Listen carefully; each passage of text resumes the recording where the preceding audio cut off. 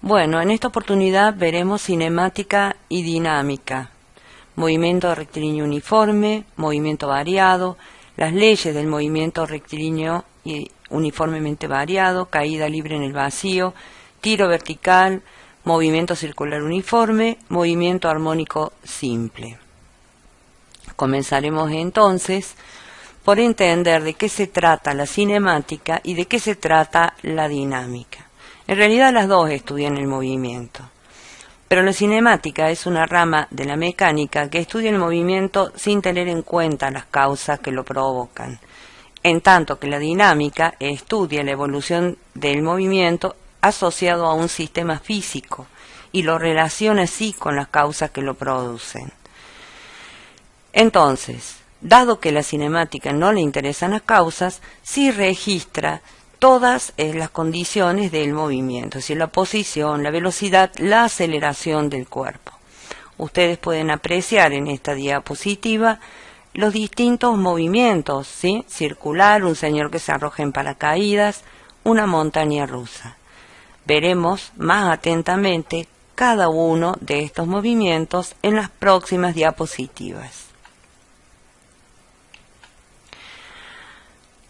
Primero vamos a definir qué es movimiento, qué es trayectoria, qué es desplazamiento. A pesar de que uno intuitivamente cree que lo sabe, realmente tenemos que tener una definición muy clara para poder entender de qué se trata. Decimos que un cuerpo está en movimiento cuando su posición varía con respecto de un punto fijo, porque de lo contrario no podemos apreciar ese movimiento del cuerpo, ese desplazamiento. Entonces podemos decir que es un concepto relativo. Un cuerpo se mueve con relación a otro. Porque si yo voy dentro de un automóvil que se está desplazando, yo no siento que yo tenga un desplazamiento, yo no estoy moviéndome, pero si se mueve el auto, una persona que esté fuera del mismo está viendo cómo yo me desplazo. Por eso hablamos de la relatividad cuando hablamos del movimiento.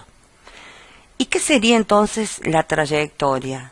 La trayectoria que describe un cuerpo que se mueve es la línea que se va formando en el espacio por las sucesivas posiciones que va ocupando el cuerpo, tal como se puede apreciar con el avioncito que figura en la parte baja de la pantalla.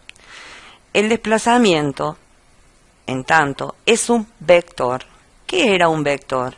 Un vector tiene módulo, tiene dirección, tiene sentido y punto de aplicación.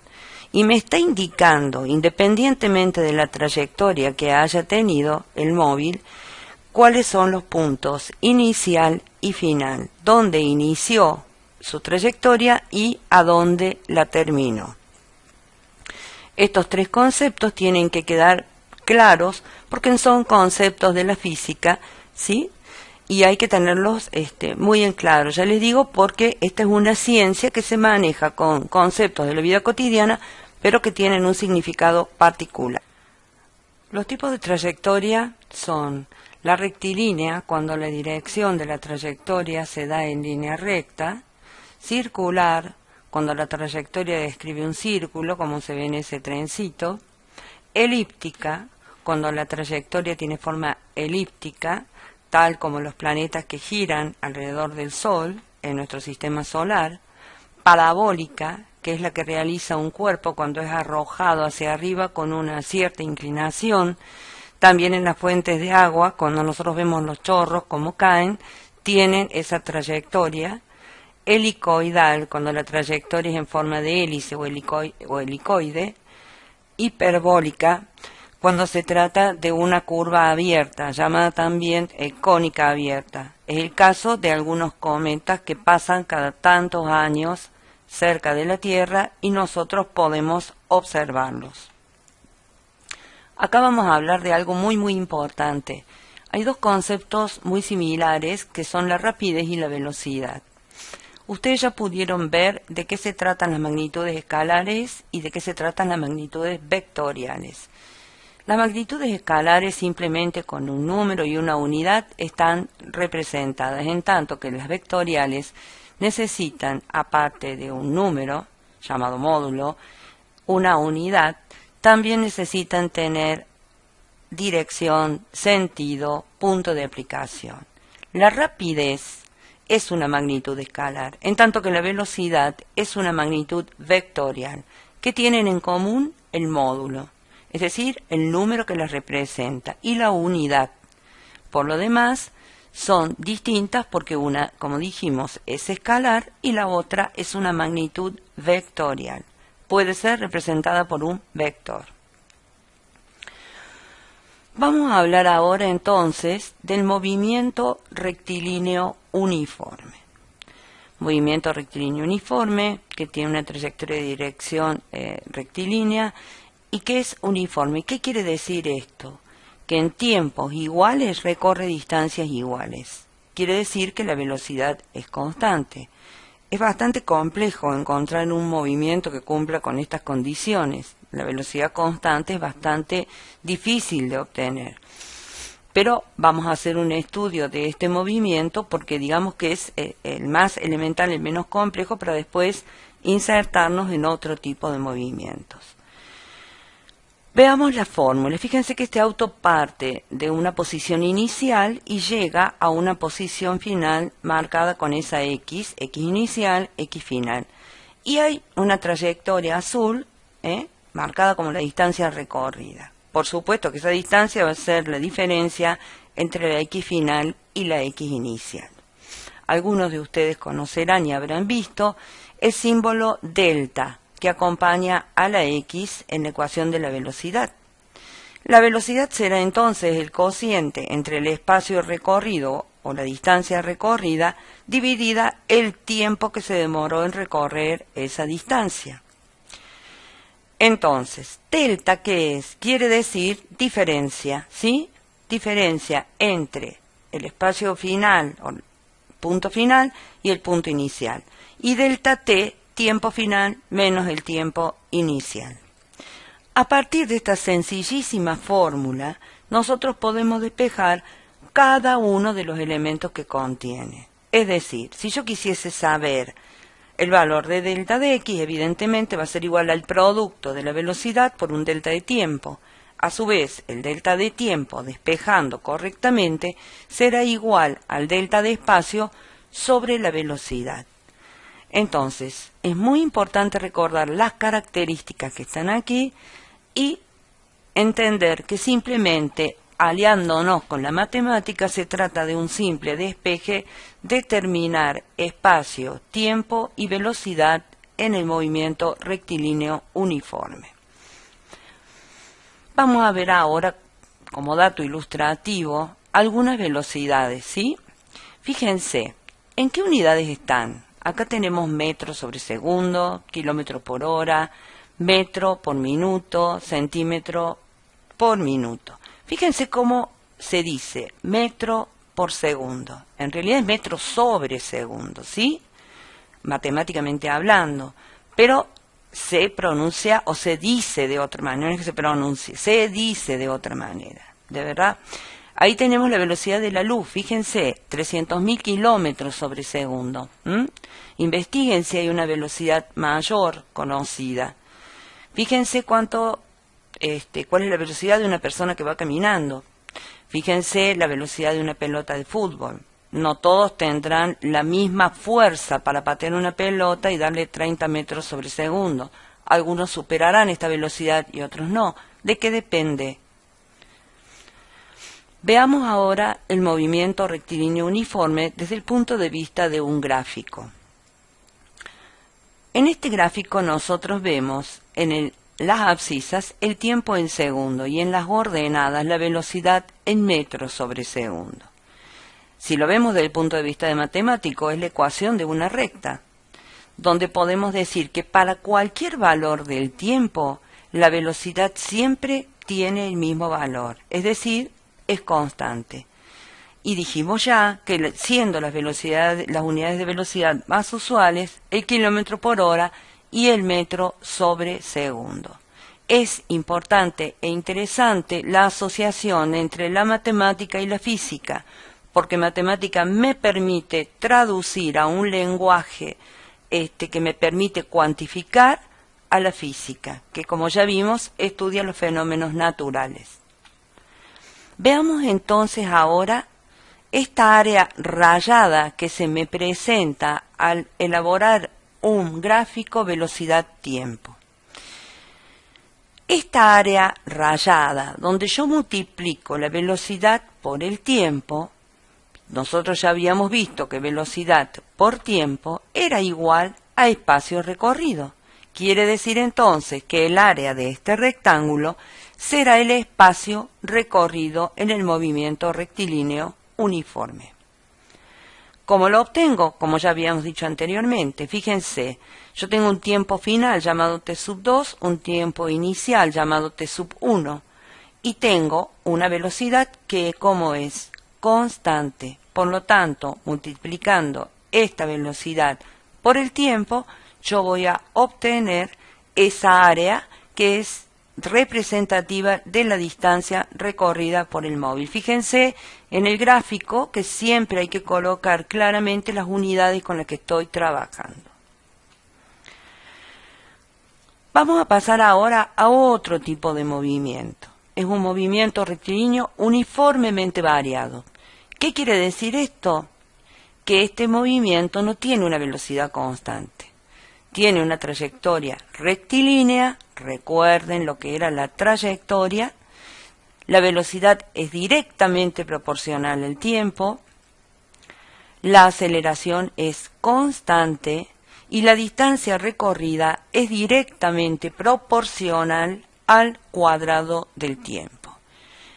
Cuando vean esta diapositiva sería interesante que ustedes volviesen a la del movimiento rectilíneo uniforme y viesen cuáles son las diferencias. Sería muy fácil que yo aquí se las marcara, pero no tendría mucho sentido. Veamos entonces ahora el movimiento rectilíneo uniformemente variado en gráficos. Fíjense acá cómo la velocidad va aumentando a medida que el tiempo va pasando, ¿sí? Eso es bastante notorio. Este gráfico es un gráfico espacio-tiempo. Entonces, la velocidad habíamos dicho que era un delta de espacio sobre un delta de tiempo, ¿verdad?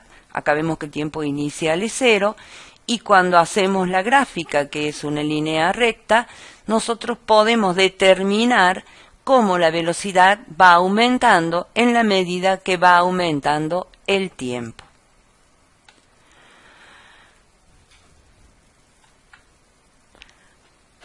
Bueno. Vamos a hablar de la aceleración. ¿Qué es la aceleración? Si estuvimos viendo hasta ahora que la velocidad iba variando en función del tiempo, podemos decir que la aceleración es la variación de la velocidad con relación al tiempo. Entonces, un cuerpo tiene aceleración constante cuando su velocidad aumenta o disminuye de manera proporcional al tiempo transcurrido. ¿Qué pasa si el auto, en vez de ir acelerando, aumentando, va disminuyendo? Y bueno, será uniformemente desacelerado. Aquí tenemos una gráfica donde el movimiento es uniformemente acelerado y vemos que la aceleración es un delta de velocidad, ya saben lo que es, sobre un delta de tiempo. Tenemos velocidad final menos la inicial sobre tiempo final menos tiempo inicial. De allí podremos obtener un delta de velocidad que será igual a la aceleración por un delta de tiempo. Fíjense cómo podemos despejar tanto la velocidad final como la velocidad inicial si quisiéramos, y por qué no, la aceleración.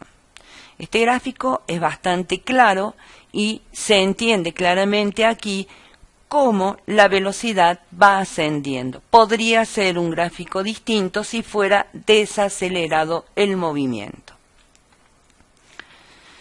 Aquí tenemos cuáles son las ecuaciones del movimiento rectilíneo uniformemente variado. Fíjense en ustedes que es bastante diferente del movimiento rectilíneo uniforme porque acá se nos está agregando una nueva componente que es la aceleración. La velocidad final va a ser igual a la velocidad en la cual yo partí más la aceleración por un delta de t. Aceleración por un delta de t que va a ser la nueva velocidad que yo voy a tener. Esa va a ser la velocidad final. ¿Se entiende? Bueno, La velocidad final menos la velocidad inicial, despejando, va a ser la variación de la velocidad, o sea, un delta de v. La variación de tiempo, despejando, aceleración, pasa dividiendo en la ecuación anterior. Y la velocidad inicial, ¿cómo la calculo? Simplemente despejando. Es todo lo que se debe hacer. Fíjense que es matemática pura, cualquier duda consulten los apuntes, tanto los de matemática 1A como los de física. Hemos visto el movimiento uniformemente variado y seguimos en él. Recuerdan esto, es la Torre de Pisa, bastante particular por el grado de inclinación que tiene, ¿verdad? Bueno, se hicieron experimentos y soltaron un martillo y una pluma, o una bola de hierro, creo que fue, y una pluma, para ver qué pasaba y quién llegaba primero al piso. Entonces, ¿qué pasó?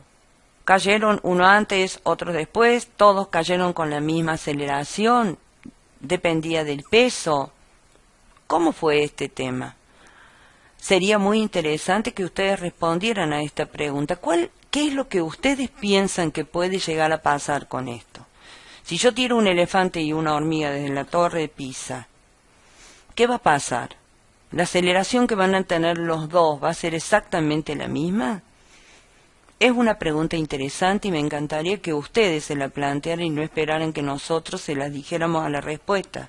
¿Hay distintas posibilidades? Por favor, estudien esto y la próxima clase hablen con su docente. Perfecto. Fíjense este señor cómo viene en caída libre porque todavía no abrió su paracaídas.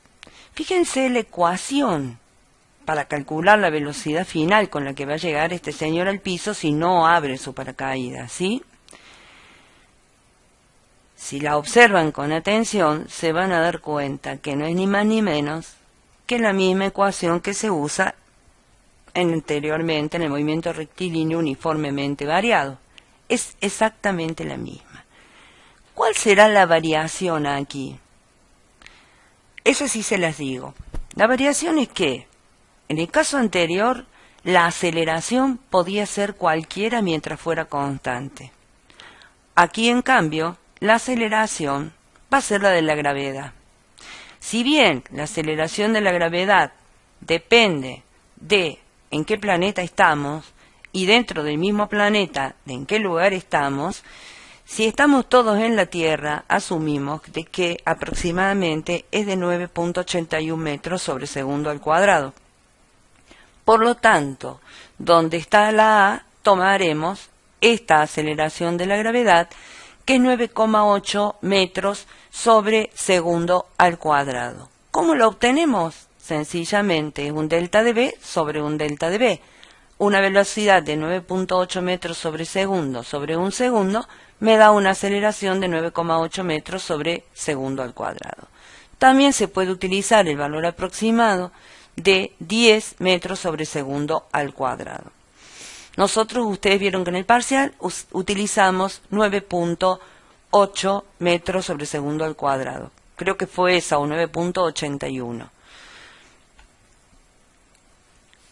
Entonces, sin leer esto, ustedes ya tendrían que estar en condiciones de decir cuáles son las características, en este caso, de la caída libre. ¿Qué tiene? Tiene aceleración constante, ¿sí? De 9,8 metros sobre segundo al cuadrado. El tiempo de caída es independiente del peso del cuerpo, pero no de la forma, porque ustedes sabrán bien que si tiran un papel desplegado, no es lo mismo que si tiran un bollo de papel al piso. Y si no lo saben, háganlo en su casa y van a ver que hay uno que cae primero y otro que cae después. Eso es por la aerodinámica. Es decir, la forma incide en el tiempo de caída, porque hay una sustentación del aire con respecto del cuerpo si la forma de éste así lo permite. Muy bien. Vamos a ver entonces, ¿qué pasa cuando el cuerpo cae?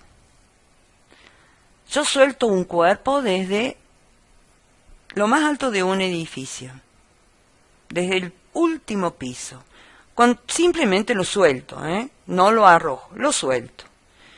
El cuerpo no tiene una velocidad inicial, porque yo simplemente lo suelto, no lo arrojo.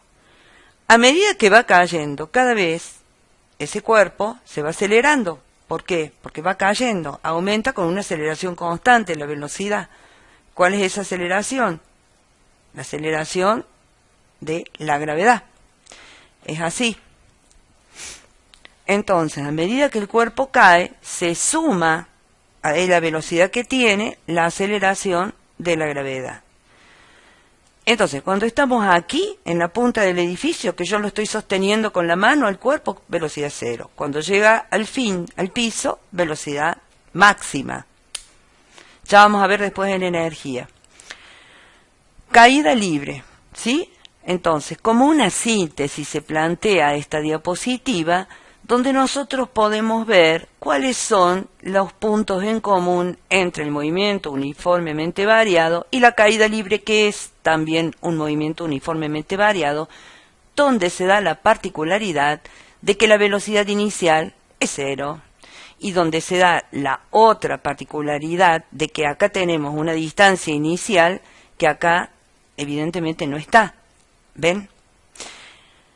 Pero las fórmulas son muy similares, absolutamente similares, son la misma fórmula, donde lo que nos está cambiando es la aceleración de la gravedad. O sea, en lugar de poner una aceleración cualquiera, siempre va a ser la misma y es la de la gravedad. Es posible despejar entonces todas las incógnitas que aparezcan en cualquier situación problemática.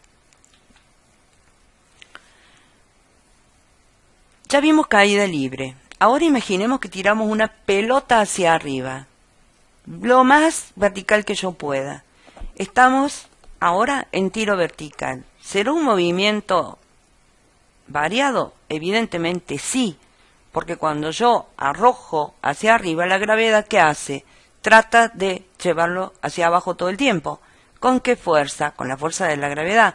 ¿Y quién interviene en la fuerza de gravedad? La aceleración de la gravedad. Por lo tanto, es un movimiento uniformemente variado. ¿Tiene una velocidad inicial? Y sí, porque yo cuando arrojo el cuerpo hacia arriba, tengo que hacerlo con una cierta fuerza y con una cierta aceleración. Yo le estoy dando una fuerza, entonces le estoy dando una velocidad inicial que tiene que ser más o menos importante de acuerdo hasta donde yo quiero que llegue. Dijimos que la aceleración es la de la gravedad y que cuando el cuerpo se arroja hacia arriba, la velocidad inicial es máxima, pero disminuye a medida que el cuerpo asciende. Cuando llega al punto máximo, a su altura máxima, por un instante la velocidad se hace nula. Y luego, al empezar a caer, vuelve a pasar lo que ya vimos anteriormente en caída libre. Es decir, se va incrementando hasta llegar nuevamente al suelo. Esta diapositiva con la pelotita de colores creo que es bastante ejemplificativa. Ustedes van a poder entender claramente lo que pasa. El señor arrojó la pelota, ¿sí?, con una determinada fuerza hacia arriba y una determinada velocidad. Pero el cuerpo se va desacelerando al ir ascendiendo, llega a un máximo que es donde puede llegar, ahí la velocidad es cero, y empieza a acelerarse hasta llegar al final, al piso. ¿Y cómo se traduce esto a las ecuaciones de movimiento? Fíjense cómo se traduce. Con un signo, nada más que con un signo. El signo es el signo negativo. ¿Por qué? Porque ahora la aceleración de la gravedad lo que está haciendo es restar velocidad al cuerpo, no le está incrementando la velocidad, porque el cuerpo va hacia arriba y la gravedad en sentido contrario, la fuerza de gravedad. Entonces, es lo que está cambiando. Fíjense que acá yo tengo una velocidad inicial, ¿sí? Hay algunas cositas que han cambiado. Y esta diapositiva me lo está mostrando, pero fundamentalmente el signo de la aceleración. Este es un movimiento desacelerado.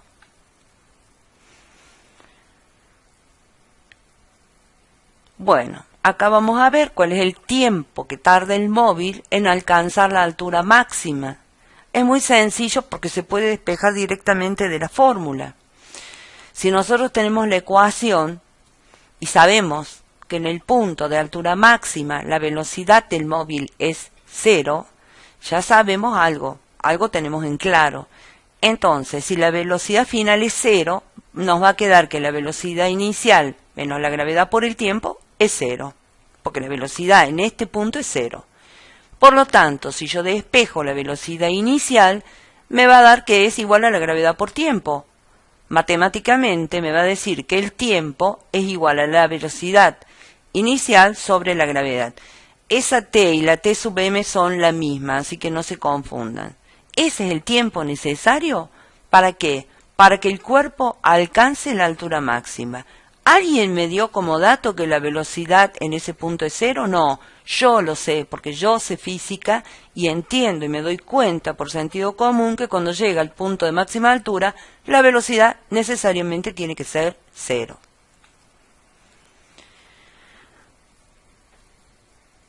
Bueno, y una vez que ya sabemos el tiempo, ¿cómo hacemos para calcular cuál será la altura máxima? Y bueno, vamos a sustituir ese tiempo que acabamos de calcular en la fórmula de distancia, porque lo que llamábamos distancia en un movimiento que se diese sobre un horizontal, cuando el movimiento se da en dirección vertical, vamos a tener que hablar de altura. Se trata nada más y nada menos que de un sencillo despeje donde, fíjense, en los lugares donde está el tiempo, yo lo reemplazo por su igual, que es velocidad inicial sobre gravedad. Entonces, de esa manera, yo puedo concluir, operando matemáticamente, de que la altura máxima va a ser igual a b sub 0 al cuadrado sobre 2 veces la gravedad. ¿Por qué? Fíjense la operación de b sub 0 cuadrado sobre gravedad menos b sub 0 cuadrado sobre 2g. Eso es lo que me está dando la pauta del cálculo de la altura máxima, que es 1/2 de la velocidad sub 0 al cuadrado sobre la gravedad. ¿Y cuál será el tiempo total empleado desde que el señor hizo el lanzamiento de la pelota hacia arriba hasta que la pelota volvió a caer al piso? Y va a ser 2 veces el cálculo del tiempo que hicimos en la diapo anterior. 2 veces el tiempo que ya habíamos calculado. Llega hasta arriba y vuelve a bajar. Finalmente, vamos a ver otro tipo de movimiento, que es el movimiento circular. En el movimiento circular nos vamos a manejar con una velocidad que se llama angular. ¿Por qué se llama circular un movimiento? Porque sigue una trayectoria que bordea, o sea, que sigue el perímetro de una circunferencia, o al menos parte del perímetro de una circunferencia. Parte de un perímetro de circunferencia se llama arco de circunferencia. Se dice que este movimiento es uniforme cuando el móvil recorre arcos iguales en tiempos iguales. Como esta calecita. Teóricamente, fíjense que sí, recorre arcos iguales en tiempos iguales. Esa velocidad angular se define como el cociente entre el ángulo girado por el móvil y el tiempo que utilizó en girar ese ángulo. O sea, si para girar el ángulo alfa usó 30 segundos, sería el ángulo alfa, por ejemplo, 30 grados sobre 30 segundos. Entonces, las unidades serían grado sobre segundo. Fíjense, una unidad más para emplear en el tema de la velocidad. Van a aparecer dos términos nuevos, período y frecuencia. ¿Qué es el período? Es el tiempo que va a emplear el móvil, en este caso P, en realizar un giro completo, 360 grados. Y se simboliza con la letra T mayúscula. Frecuencia es el número de giros que puede realizar el móvil en el término de un segundo y se representa con una F minúscula. Se relacionan entre sí diciendo que la frecuencia es igual a la inversa del período. Bueno, en el movimiento circular es importante el cálculo de la velocidad angular, ¿sí? Que diremos, la velocidad angular es igual al ángulo girado sobre el tiempo empleado en hacer esa porción de giro. A partir de esa fórmula nosotros podemos despejar de esa ecuación el valor de alfa, el ángulo girado, y el valor de t, el tiempo empleado en girarlo. Ustedes verán que surge ahora una nueva unidad para la velocidad, en este caso la velocidad angular, que son los grados sobre segundo. ¿Qué pasa cuando alfa, el ángulo girado, es de giro completo, es decir, 360 grados? En principio, si lo expresáramos en el sistema radian, sería de 2pi radianes. Entonces podríamos decir que la velocidad angular es de 2pi radianes sobre período. ¿Por qué? Porque período es el tiempo necesario para dar una vuelta o giro completo. Hasta aquí hablamos de la velocidad angular en función del ángulo y del tiempo que se demora en barrer ese ángulo, ¿no? El móvil. Ahora veremos un poco la velocidad tangencial.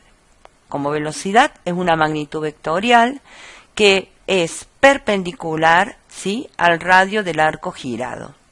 Fíjense que la ecuación que la representa dice que es igual a la velocidad angular por el radio del arco girado. Acá se ha reemplazado la velocidad angular omega por 2pi radianes sobre el período. ¿Por qué? Y bueno, necesariamente a los efectos de que las unidades coincidan. Ustedes saben que cuando estamos trabajando en física, las unidades son sumamente importantes y tiene que haber correspondencia para poder trabajar. No puedo trabajar en grados sobre segundo, multiplicarlo por metro, etcétera, etcétera. También lo van a ver eso en matemática. Muy bien. Ahora vamos a hablar de dos fuerzas que son la centrípeta y la centrífuga, de la cual han oído hablar, me imagino, muchas veces. Ustedes saben que, por lo que vieron en el capítulo 1, la fuerza es igual al producto de la masa por la aceleración. Si hay una aceleración centrípeta y hay un cuerpo que tiene masa, evidentemente va a haber una fuerza. Esta fuerza es masa por aceleración. Entonces, la fuerza centrípeta, fíjense en ustedes, si la aceleración, que es magnitud vectorial, se dirige hacia el centro de la circunferencia, ustedes podrán decir sencillamente que la fuerza también se está dirigiendo hacia ese punto. Entonces, cuando la trayectoria es curvilínea, la aceleración centrípeta se dirige hacia el centro de la curva, digamos, y tiene la misma dirección que el radio de la misma. La fuerza centrípeta es igual a la masa por la aceleración centrípeta. Bueno, esta es la última diapo en la cual vamos a ver la fuerza centrífuga, que es una fuerza que tiene la misma dirección que la fuerza centrípeta, pero sentido opuesto. Es decir, tiene dirección radial y sentido opuesto a la fuerza centrípeta. Bueno, chicos, espero que esto haya sido útil para ustedes, que hayan podido comprender bien la clase. Saben que tienen a sus docentes a su disposición y a mí misma, por supuesto. Así es que, bueno, les deseo lo mejor, hagan los ejercicios, estudien mucho, pregúntense mucho, investiguen. La física es sumamente importante para los arquitectos, también para los ingenieros, doy fe de ello. Así que bueno, los esperamos en la clase que viene. Muchas gracias por escucharme. Chao, chicos.